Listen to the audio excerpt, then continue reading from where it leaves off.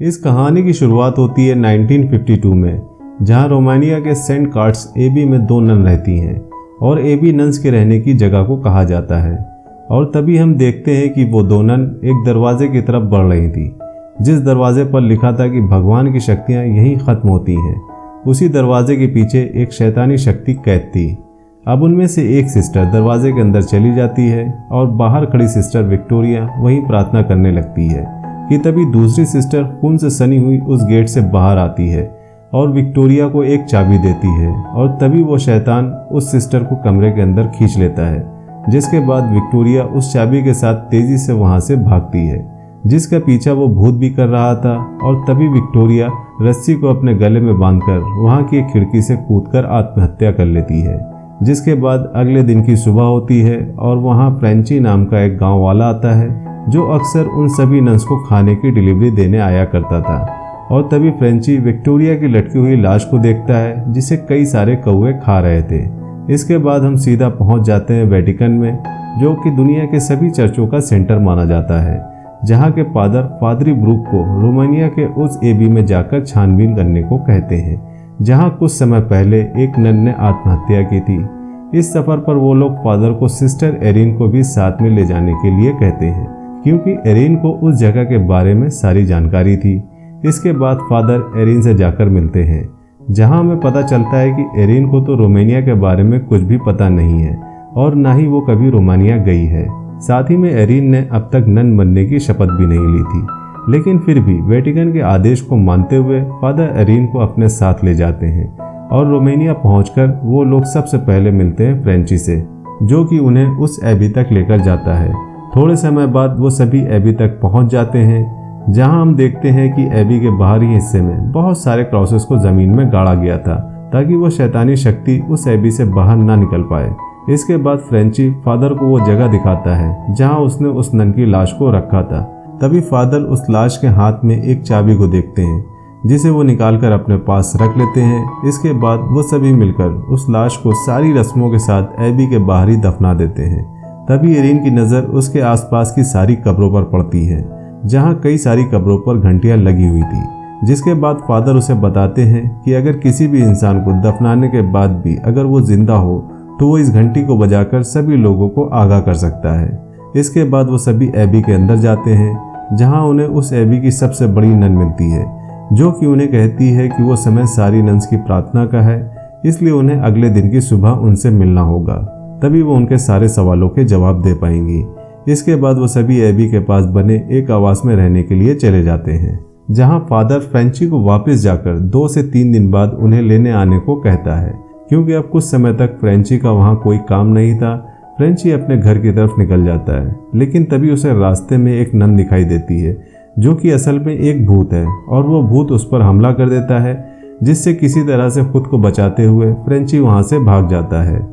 और वहीं दूसरी ओर फादर और एरिन रात को डिनर कर रहे हैं, और बातों बातों में एरिन फादर को बताती है कि कैसे उसे बचपन से ही कुछ अलग अलग तरह के सपने आते हैं, लेकिन हर बार अंत में उसके दिमाग में बस एक ही बात होती है कि मदर मैरी उसे रास्ता दिखाएंगी। इसके बाद फादर भी एरिन को अपने बुरे सपने के बारे में बताते हैं, जहां फादर उसे बताते हैं कि कई साल पहले जब एक बार वो डैनियल नाम के बच्चे के ऊपर से भूत का साया भगाने की कोशिश कर रहे थे, लेकिन इसी प्रोसेस में उस बच्चे को इतनी इंजरीज का सामना करना पड़ा कि इलाज के कुछ ही दिनों बाद उस बच्चे की मौत हो गई, और डैनियल की मौत फादर को आज भी सताती है।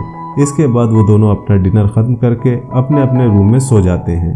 तभी आधी रात को फादर की नींद एकदम से खुलती है, जिसके बाद फादर बाहर जाकर देखते हैं और तभी उसे वहां डैनियल दिखाई देता है, और डैनियल का पीछा करते करते वो एबी के पास बने कब्रिस्तान तक पहुंच जाते हैं, जहां वो डैनियल को अपने सामने खड़ा देखते हैं। तभी डैनियल के मुंह से एक जहरीला सांप निकलता है, जिसके बाद वो सांप फादर पर अटैक कर देता है, और तभी फादर एक खुली हुई कब्र में गिर जाते हैं, और वो कब्र एकदम से मिट्टी से अपने आप ढक जाती है। तभी हम देखते हैं कि उस कब्र के पत्थर पर फादर ब्रूक का नाम पहले से ही लिखा हुआ था। इसके बाद फादर कब्र के ऊपर की घंटी को जोर जोर से बजाना शुरू कर देते हैं। दूसरी तरफ एरिन की आंख खुल जाती है और घंटी की आवाज सुनकर एरिन सीधा कब्रिस्तान पहुंच जाती है, जहां वो फादर की कब्र खोदकर उन्हें वहां से बाहर निकालती है।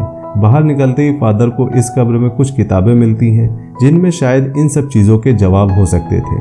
अब अगले दिन की सुबह होती है और वो दोनों अपने सवालों के जवाब ढूंढने एबी के अंदर जाते हैं। वहाँ हम देखते हैं कि एबी सिर्फ नंस का ही स्थान था, इसलिए किसी भी पुरुष को सभी नंस से जाकर मिलने की इजाज़त नहीं थी। जिसके बाद नंस से मिलने के लिए सिर्फ एरिन ही एबी के अंदर जाती है, जहाँ एरिन को सबसे पहले सिस्टर ओहाना मिलती है, जो कि एरिन को बताती है कि वो सभी नंस मिलकर बारी बारी से पूजा करती हैं, जिससे ये पूजा 24 घंटे चलती रहती है और इसी पूजा की वजह से वो शैतान एबी से बाहर नहीं जा पाता है। इसके बाद ओहाना एरिन को उस एबी का इतिहास बताती है, जहां वो उसे बताती है कि इस महल को कई 100 साल पहले एक राजा ने बनवाया था, जो कि काले जादू और तंत्र विद्या का ज्ञानी था, और इसी काले जादू की मदद से उसने नक का दरवाजा खोल दिया, जिससे एक भयानक शक्ति बाहर आ गई। लेकिन तभी वहां चर्च की सेना आ जाती है और एक पादरी ने दुनिया की सबसे पवित्र चीज यानी जीसस का खून उस द्वार पर डालकर उसे बंद कर दिया, जिसके बाद उस महल को एक एबी बना दिया गया। और तब से उस शैतान को काबू में रखने के लिए वहां पूजा रोज होती आ रही है। लेकिन फिर विश्व युद्ध के बॉम्ब ने एबी को ऐसा हिलाया कि वो द्वार अब फिर से खुल चुका है। वहीं दूसरी ओर फादर ब्रूक उन किताबों का अध्ययन कर रहे थे जो उन्हें उस कब्र से मिली थी। तभी उन्हें पता लगता है कि उस शैतान का नाम वालक है, जो कि सांपों का राजा है। और साथ में फादर को ये भी पता चलता है कि उस एबी में अब एक भी नन जिंदा नहीं है, और जो कुछ भी उन्होंने अभी तक देखा है वो सब उस शैतान का बनाया माया जाल था। जिसके बाद फादर एरिन को बचाने उस एबी में जाने की कोशिश करते हैं, लेकिन उस शैतान ने अंदर जाने के सारे रास्ते बंद कर दिए थे। जिसके बाद फादर एबी में अंदर जाने का रास्ता खोजने में लग जाते हैं। दूसरी तरफ रात होने पर एरिन एबी में ही सो जाती है, लेकिन तभी कोई एरिन के कमरे का दरवाजा खटखटाता है। लेकिन जैसे ही वो दरवाजा खोलती है तो उसे वहां कोई नहीं दिखता। जिसके बाद एबी में वो आवाजों का पीछा करते करते उसी दरवाजे तक पहुंच जाती है जहां इस कहानी की शुरुआत हुई थी। और जैसे ही वो दरवाजा खुलता है वो शैतान एरिन पर अटैक कर देता है। जिसके बाद एरिन वहां तेजी से भागती है और भागते भागते वो सीधा पहुंच जाती है वहां के पूजा घर में, जहां एरिन को सिस्टर ओहाना की लाश दिखाई देती है।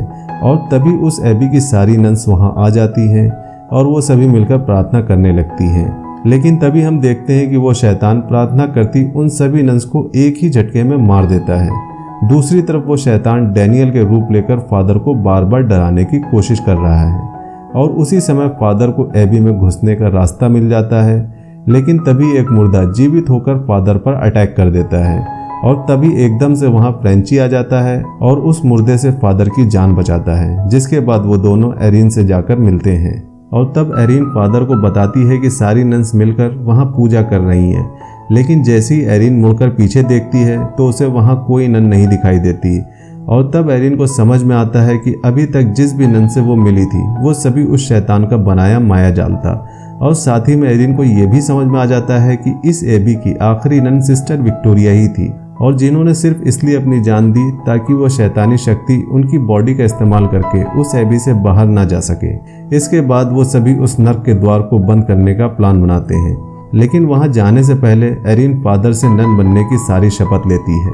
जिसके बाद वो सभी एबी के नीचे बनी टनल से होते हुए अपनी मंजिल की तरफ जा रहे थे कि तभी उन्हें मदर मैरी की एक मूर्ति दिखाई देती है। और तब एरिन को अपने सपनों की असली सच्चाई समझ में आती है, क्योंकि जिस तरफ मैरी की मूर्ति इशारा कर रही थी वहां उन्हें मिलता है जीसस का पवित्र खून, जिसकी मदद से पहले भी उस द्वार को बंद किया गया था। इसके बाद वो सभी अलग अलग होकर अपनी खोज शुरू कर देते हैं, जहां वो शैतान उन सभी को एक एक करके डराकर उन्हें अपने वश में करने की कोशिश कर रहा है। और तभी हम देखते हैं कि वो शैतान एरिन को अपने वश में कर लेता है। जिसके बाद एरिन फ्रेंची पर हमला कर देती है, लेकिन तभी फ्रेंची जीसस का खून एरिन के मुंह पर लगा देता है, जिसकी वजह से वो शैतान एरिन की बॉडी को छोड़ देता है। लेकिन थोड़ी ही देर बाद अब वो फ्रेंची पर हमला कर देता है, और जैसे ही एरिन उसे बचाने की कोशिश करती है तभी वह भूत उसे उठाकर उसी जगह फेंक देता है जहां नर्क का द्वार था। साथ ही वो जगह पानी से भरी हुई थी। जैसे ही फादर एरिन को बचाने उसकी तरफ बढ़ता है, उस पर भी डैनियल हमला कर देता है, जिसके वार से फादर बेहोश हो जाता है। जिसके बाद वो शैतान फ्रेंची को छोड़कर एरिन के सामने ही पानी से निकलता है और एरिन का गला पकड़कर उसे पानी में डुबाकर मारने की कोशिश करता है। लेकिन तभी पानी के अंदर एरिन के हाथ में जीसस के खून की बोतल आती है, और तभी एरिन उस बोतल का सारा खून अपने मुंह में भर लेती है। जैसे ही वो शैतान उसे पानी से बाहर निकालता है तभी एरिन उस शैतान पर वो सारा खून डाल देती है, जिसके बाद वो खून अपना सारा असर दिखाने लगता है और वो शैतान उस नर्क के द्वार के अंदर समा जाता है और थोड़ी ही देर बाद वो द्वार भी बंद हो जाता है, जिसके बाद फ्रेंची वहां आकर एरिन को पानी से बाहर निकालता है और एरिन की जान बचाता है।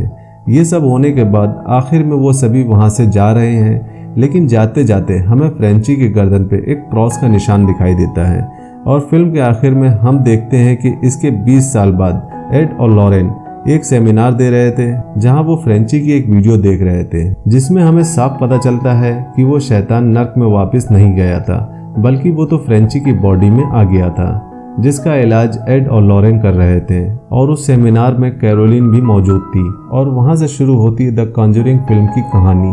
तो आपको ये कहानी कैसी लगी हमें कमेंट में ज़रूर बताइएगा। अगर मूवी का एक्सप्लेनेशन पसंद आया हो तो वीडियो को लाइक करिएगा और चैनल को सपोर्ट करने के लिए सब्सक्राइब करिएगा, ताकि हम आपके लिए ऐसी इंटरेस्टिंग मूवीज़ के एक्सप्लेनेशन लाते रहें। मिलते हैं नेक्स्ट मूवी एक्सप्लेनेशन वीडियो में, तब तक के लिए बाय बाय।